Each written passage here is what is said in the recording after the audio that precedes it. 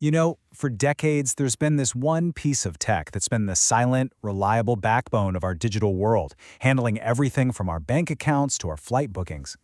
I'm talking about the relational database. And today, we're going to pull back the curtain and see exactly what makes it tick. But then, big data happened, right? A total explosion, and it brought a flood of new technologies with it, which raises a really important question. Is this old champion still a modern powerhouse, or is it basically a dinosaur about to go extinct? Let's get into it. Okay, so to really get why it has such incredible staying power, we need to look under the hood. What's the secret sauce that made it the king of the hill for so long? Well, it all comes down to a few core ideas.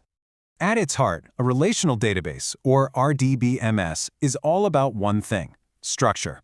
Seriously, the easiest way to think about it is like a set of perfectly organized spreadsheets. Every single piece of data has a specific home in a table, and all those tables are linked together in really clear, predictable ways. But here's where the real magic comes in. The reason your bank balance is always spot on, down to the penny? It boils down to one powerful acronym: ACID. And this isn't just a feature, it's a rock-solid promise of reliability. These four properties together create an ironclad guarantee. Atomicity means a transaction is all or nothing. It can't just halfway succeed. Consistency makes sure the database rules are never ever broken, so the data always makes sense.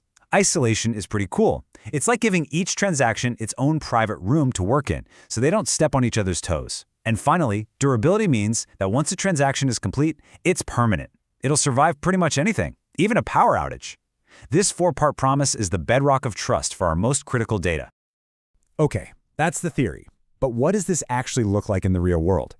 Let's take a process that absolutely has to be perfect, something many of us have done: booking an airline ticket online. The moment you hit buy on that flight, a single transaction kicks off. Because of Atomicity, there's no way you can be charged for a ticket you don't actually get. Isolation is what prevents someone else from snagging that exact same seat at the exact same millisecond. Consistency makes sure the database rules are followed. The seat can't be double booked. And durability is your peace of mind. Once you get that confirmation, your ticket is secure. You can see why this ACID guarantee is so essential. For a long time, this was pretty much the only game in town. But then the internet just exploded, and with it came a whole new class of challenges that demanded a totally different approach. All of a sudden, we were drowning in this tsunami of unstructured data. You know, likes, tweets, sensor readings. We needed to spread this data across thousands of cheap servers, not just one giant, expensive one. And the data structure itself was constantly changing. The rigid, predictable world of relational databases just wasn't built for that kind of chaos. And that chaos is exactly what led to the rise of NoSQL databases. It set the stage for what a lot of people saw as this epic title fight for the future of data. So let's look at the key differences. RDBMS demands a fixed, predefined structure, kind of like a detailed blueprint for a building. NoSQL is flexible, more like playing with Legos. You can build and change the structure as you go. And when it comes to growth, RDBMS scales up by getting a bigger, more powerful server. NoSQL scales out by just adding more servers to the network. And right here, this is the crucial trade-off. RDBMS offers that ironclad ACID guarantee, which is absolutely non-negotiable for things like finance. NoSQL, on the other hand, operates on a principle called base. It basically prioritizes being available and fast, accepting that data across the network will become consistent eventually, but maybe not instantaneously. This makes it perfect for things like social media feeds, where speed matters way more than perfect up-to-the-millisecond consistency. So who wins the fight? Well, it turns out that was the wrong question all along. The modern answer isn't about a winner, it's about a team. Yeah, today's smartest companies don't choose one or the other. They use both. This is often called a polyglot architecture, and it's all about picking the absolute best database for each specific task. Let's take a modern retail company.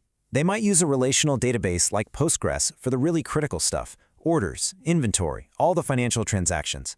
But for tracking what customers are clicking on their website, they'll use a flexible NoSQL database like MongoDB.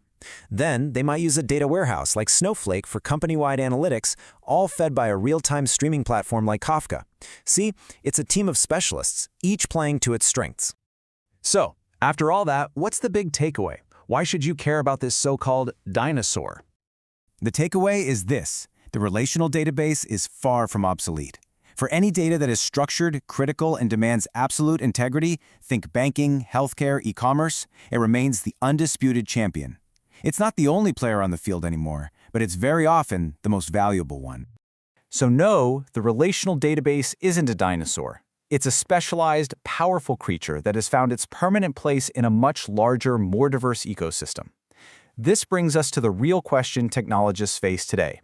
Not if one is better than the other, but which tool is right for which job. Answering that is the key to building the future of data.